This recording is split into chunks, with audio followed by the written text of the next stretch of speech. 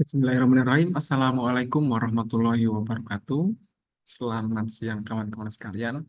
Kembali saya hadir di sini untuk memberikan materi terkait dengan etika dalam bisnis, ya, mata kuliah manajemen UMKM.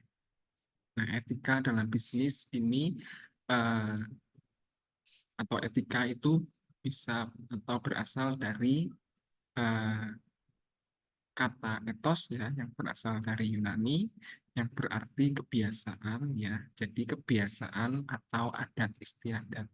Nah, etika jika ditinjau dari segi filsafat sebagai ilmu yang menyelidiki antara yang baik dan yang buruk sebagai pedoman sikap dan tingkah laku manusia yang berkaitan dengan norma-norma. Nah, sehingga pengertian kalau tadi etika, kemudian kalau pengertian dari bisnis itu sendiri, ya, bisa dibilang keseluruhan kegiatan usaha yang dijalankan oleh orang atau badan secara teratur dan terus-menerus, yaitu berupa kegiatan mengadakan barang atau jasa maupun fasilitas untuk diperjualbelikan, dipertukarkan, atau disewakan dengan tujuan untuk mendapatkan keuntungan. Nah, ini yang dinamakan bisnis, disebut bisnis. Nah, maka etika bisnis, ya, keseluruhan dari aturan etika baik yang tertulis maupun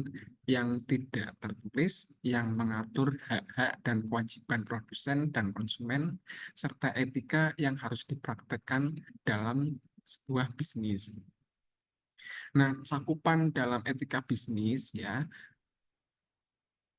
adalah yang pertama hubungan antara perusahaan dengan orang yang menginvestasikan uangnya dalam perusahaan.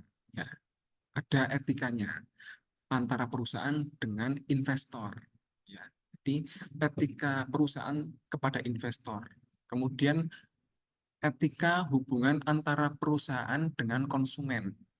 Ya, di perusahaan dengan konsumen itu ada etikanya. Dalam bisnis masing-masing ada etikanya. Kemudian hubungan antara perusahaan dengan pegawai, ya, juga perusahaan terhadap pegawai juga ada etikanya. Kemudian perusahaan dengan kreditur, perusahaan dengan pihak yang memberikan kredit atau biasanya bank. Ya, jadi masing-masing ada etikanya yang harus apa ya, dijalankan. Kemudian hubungan antara perusahaan dengan pesaing. Jadi bahkan dengan pesaing pun ada etikanya. Kemudian hubungan antara perusahaan dengan lingkungan, di lingkungan sekitar perusahaan itu.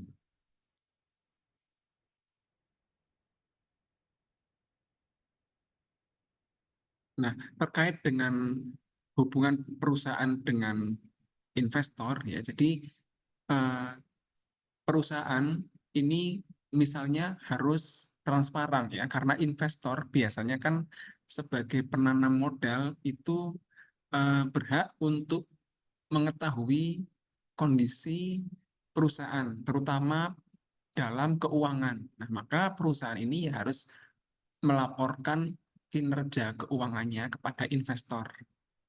Ya, contohnya seperti itu. Jadi, makanya biasanya perusahaan yang sudah go public itu laporan keuangannya akan dipublikasikan. Supaya apa? Supaya investor itu tahu, ya, bisa melihat kondisi keuangan perusahaan yang eh,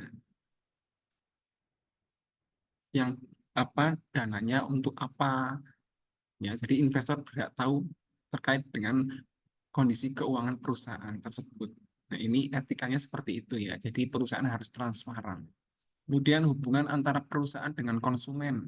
Ya, konsumen adalah bisa dibilang mitra yang paling penting, ya, karena kalau tanpa ada konsumen, perusahaan itu ya tidak akan bisa eksis, ya, karena konsumen yang memberikan bisa dibilang keuntungan, ya, kan konsumen yang mengkonsumsi produk yang diproduksi oleh perusahaan atau produsen.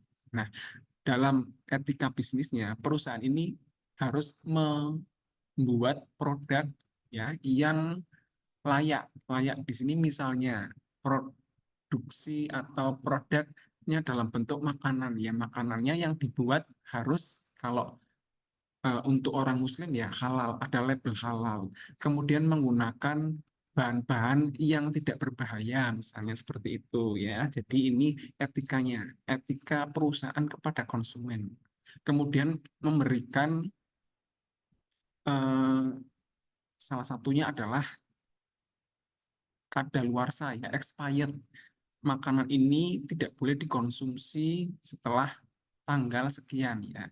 Masing-masing makanan beda-beda. Ada yang bisa tahan sampai beberapa bulan, ada yang hanya hitungan minggu atau hari. Nah, ini konsumen berhak tahu ya, diinformasikan seperti itu agar tidak terjadi hal-hal yang tidak diinginkan. Nah, ya, jadi ini salah satu contoh etika perusahaan terhadap konsumen. Kemudian yang berikutnya eh, hubungan antara perusahaan dengan pegawai.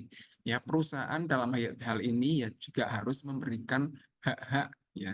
Etikanya seperti itu, hak-hak yang harus dipenuhi perusahaan kepada karyawan, misalkan memberikan gaji, memberikan cuti, mengikut sertakan asuransi ya. Ini salah satu beberapa hak yang harus diberikan kepada karyawan. Kemudian etika perusahaan terhadap kreditur. Kalau kreditur biasanya pihak ya atau lembaga yang meminjamkan dana, yang mempunyai dana, yang memberikan apa kredit ya pinjaman. Nah, pun ada etikanya. Perusahaan harus transparan. Misalkan setiap bulan harus apa mengangsur gitu ya. Jadi maka ya perusahaan ya harus memenuhi kewajibannya sesuai dengan apa perjanjian pada saat terjadi transaksi pemberian kredit. Kemudian juga harus transparan apabila terjadi kondisi keuangan yang sedang misalnya keuangan perusahaan yang sedang tidak kondisi baik, ya ini harus transparan ya, kepada kreditur. Nah, kemudian hubungan perusahaan dengan pesaing. Ya, jadi dengan pesaing pun ada etikanya, tidak boleh atau tidak boleh melanggar etika. Salah satunya adalah tidak boleh pada saat melakukan atau promosi atau beriklan itu iklannya tidak boleh menjatuhkan pesaing ya. Namun dalam etik dalam apa iklan ini memang ada lembaga khusus ya yang melakukan apa namanya eh, apakah iklan ini sudah layak untuk tayang atau enggak. KPI ya. Kalaupun iklannya ternyata menjatuhkan apa produk lain, nah ini tidak boleh tayang ya. Kalau hanya mungkin sedikit-sedikit mungkin tidak sampai menyebutkan produk lain mungkin mungkin lolos ya enggak masalah. Tapi kalau sudah menyebutkan produk lain misalkan antara Le Mineral dengan Aqua ya, iklannya Le Mineral menjatuhkan Aqua secara sengaja menyebutkan bahwa Aqua ini galonnya kotor dan yang lain itu yang tidak diperbolehkan. Tapi kalau hanya apa sedikit-sedikit nyindir-nyindir mungkin mungkin masih masih ditoleransi. Nah, intinya itu. Jadi dengan pesaing tidak boleh saling menjatuhkan. Ya, meskipun bersaing tapi secara sehat. Nah, kemudian etika perusahaan kepada lingkungan. Nah, ini penting. Biasanya perusahaan itu menghasilkan atau membuang limbah, ya, menghasilkan limbah-limbah yang bisa jadi mengandung racun, ya, entah itu dalam bentuk cair, dalam bentuk asap, atau dalam bentuk yang lainnya yang bisa merusak lingkungan sekitarnya. Nah, ini perusahaan harus melakukan apa namanya untuk mengolah kembali ya limbah yang banyak mengandung zat-zat beracun itu tidak dibuang di sungai misalkan atau harus diolah terlebih dahulu ya Apabila kadar racunnya itu sudah di ambang normal ya, maka baru bisa dibuang di lingkungan atau di sungai. Tapi yang tadi harus diolah terlebih dahulu limbahnya supaya tidak membahayakan lingkungan sekitarnya. Ini salah satu contohnya etika perusahaan kepada lingkungan. Nah, peran etika ya, dalam bisnis sebagai kontrol terhadap pelaku dalam bisnis melalui penerapan kebiasaan atau budaya moral dengan mengutamakan kejujuran, tanggung jawab, disiplin, ya berperilaku tanpa diskriminasi. Ya, jadi sebagai kontrol perusahaan, ya perusahaan ini dengan adanya etika-etika tadi, ya kan jadi terkontrol ya. Hal-hal yang tidak diperbolehkan iya diikuti ya. Etikanya harus seperti ini ya diikuti. Nah, ini menjadi sebuah kontrol sehingga perusahaan itu eh, menjadikan hal ini sebagai kebiasaan atau budaya yang baik ya, budaya moral, jujur, bertanggung jawab, disiplin ya, tidak melakukan diskriminasi ya, terhadap karyawan, tidak ada diskriminasi kepada lingkungan sekitar, kepada apa pesaing juga ya. Jadi ini untuk sebagai kontrol perusahaan dengan adanya aturan-aturan semacam ini perusahaan jadi terkontrol, jadi beretika, etika yang baik. Nah, etika bisnis dalam perspektif Islam ya, konsep hubungan manusia dengan manusia dan lingkungannya ya, hubungan manusia dengan Tuhannya ya, atau yang lebih kita kenal dengan atau hablum minallah, hablum minannas, hubungan manusia dengan Tuhannya atau Allah, juga hubungan manusia dengan sesama manusia dan ditambah lagi dengan hubungan manusia ya kepada lingkungannya. Ini konsep hubungan manusia dalam etika perspektif Islam. Nah, dalam bisnis ya sesuai dengan ajaran Islam bahwa bisnis tidak hanya dipandang sebagai sarana untuk mencari keuntungan saja, tapi sarana untuk ibadah kepada Allah. Ya, dengan cara apa? Menjaga kejujuran, ya, menjaga keadilan dan kesejahteraan masyarakat. Nah, niat untuk ibadah, ya. Jadi dalam bisnis itu langkah baiknya diniatkan tidak hanya untuk tadi yang saya sampaikan, tidak hanya untuk semata-mata untuk mencari keuntungan, ya. Tanpa adanya niat ibadah ini berbahaya. Bisa jadi semua semua apa hal-hal itu dilakukan, entah itu hal yang baik maupun yang kurang baik. Ya, karena tidak ada niat untuk ibadah. Yang penting mengejar keuntungan. Bagaimana caranya supaya mendapatkan keuntungan sebanyak-banyaknya. Nah, ini yang dikhawatirkan nanti akan eh, caranya itu akan melenceng ya. Pokoknya biar untung banyak. Ya, caranya apa? Karena tidak ada niatan untuk ibadah, ya. Jadi tidak ada dasar agamanya, maka semua cara dilakukan demi untuk mencari keuntungan semata. Ya, cara-cara yang tidak baik bisa saja akhirnya dilakukan.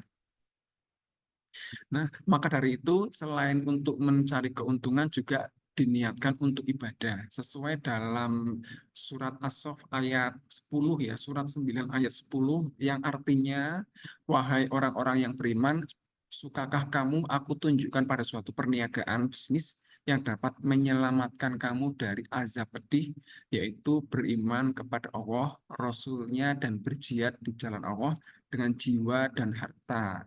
Itulah yang lebih baik bagimu jika kamu mengetahui ya. Jadi di ayat ini disampaikan bahwa eh, Allah itu menunjukkan ya suatu perniagaan ya sehingga dengan niatan ibadah ini kamu terhindar dari azab pedih, yaitu apa? Beriman kepada Allah, kepada Rasul dan berjihad di jalan Allah. Artinya me,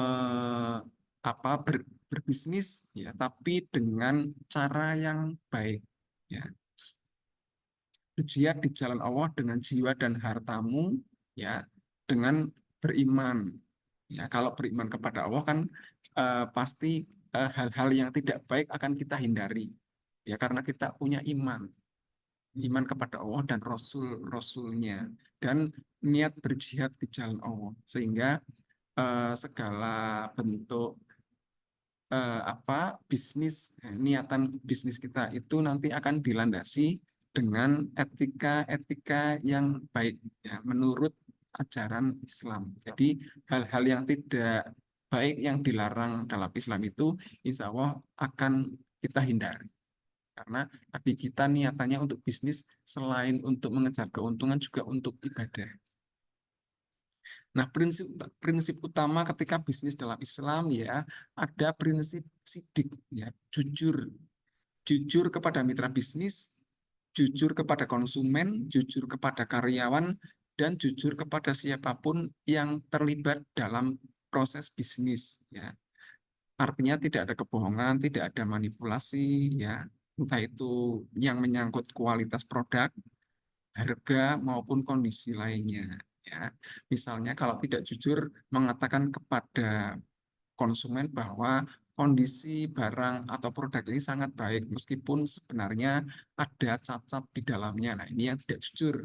Ya, nah ini tidak diperbolehkan. Artinya tidak sidik, tidak jujur. Nah, ini eh, apa namanya? Tidak berprinsip pada etika bisnis dalam Islam.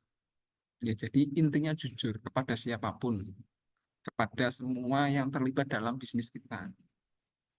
Kemudian yang kedua, bersikap adil. Tidak boleh ada ketidakadilan dalam entah itu baik harga, upah, ya, atau perlakuan terhadap pihak lain. Setiap pihak yang terlibat dalam bisnis harus diperlakukan dengan adil. Nah, ya, kepada karyawan harus berlaku adil, kepada konsumen berlaku adil, kepada pemasok harus juga bersikap adil. Kemudian yang ketiga adalah amanah, dapat dipercaya. Amanah berarti memegang tanggung jawab dan menjaga kepercayaan, ya, menjaga hak, menjaga kewajiban semua pihak sesuai dengan kesepakatan, baik dalam transaksi pembayaran maupun kualitas produk atau layanan. Kemudian larangan menggunakan prinsip riba, ya, pengambilan bunga atau keuntungan yang berlebih dari pinjaman. Ya, transaksi yang mengandung unsur riba dianggap merugikan salah satu pihak dan tidak sesuai dengan prinsip keadilan. Misalnya, dalam bisnis transaksi keuangan sebaiknya dilakukan berdasarkan prinsip kemitraan atau bagi hasil atau musyarakah atau mudharabah ya, di mana keuntungan dan risiko dibagi secara adil, bukan dengan mengenakan bunga pada pinjaman.